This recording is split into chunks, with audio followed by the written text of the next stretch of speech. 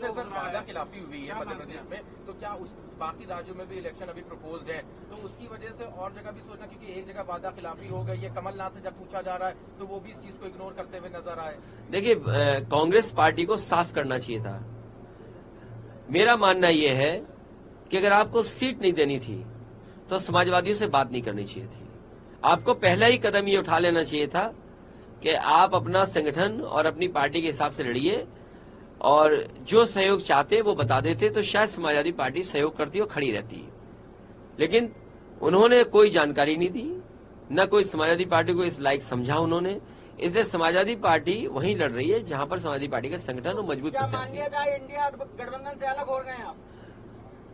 India गठबंधन अब मुझे पता लगा मध्य प्रदेश के बाद भारत के चुनाव के लिए है, इंडिया के चुनाव के लिए है, देश के चुनाव के लिए है।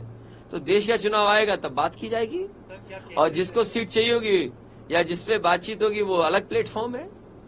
लेकिन ये सवाल ये है, क्रेडिबिलिटी का है, कि अगर कांग्रेस इसी तरह का व्यवहार करेगी तो कौन उनके साथ खड़ा होगा।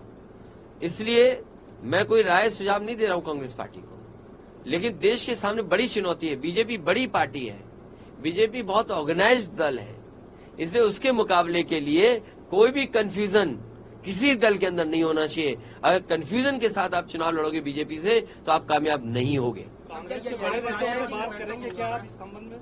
अब हम तो किसी से बात नहीं कर रहे, हम तो आपसे बात करेंगे। सर, क्या यही वजह है कि कांग्रेस का हर आदमी अब आलोचना कर रहा है, चाहे तेलंगाना हो वहाँ पे भी लोग विरोध कर रहे हैं, और सभी लोग अब कांग्रेस का खुल के विरोध कर। तेलंगाना में भी अभी देखा गया, असदुद्दीन ओवैसी ने भी सबने कहा कि बी पार्टी बता दिया है बीजेपी को। नहीं तो वो तो आप जानकारी कर ले कि बीजेपी को हराने के लिए सवाल बीजेपी का नहीं है, सवाल है कि संविधान कैसे बचेगा, सवाल है देश के बड़ी आबादी के साथ अन्याय हो रहा है वो कैसे होगा कामयाब। कास्ट सेंसस है, आरक्षण का खिलवाड़ हो रही है, कास्ट सेंसस बड़ा मुद्दा है, और ये मुद्दा विपक्ष का था, ये कांग्रेस का मुद्दा नहीं था।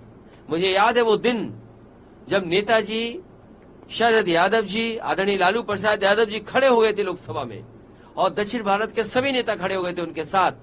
उस समय कांग्रेस ने आश्वासन दिया था कि कास्ट सेंसस करेंगे, लेकिन क्या कास्ट सेंसस हुआ, क्या उसके आंकड़े बाहर आए?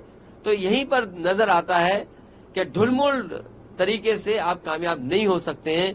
आने वाले समय में आपको कास्ट सेंसस कराना ही पड़ेगा।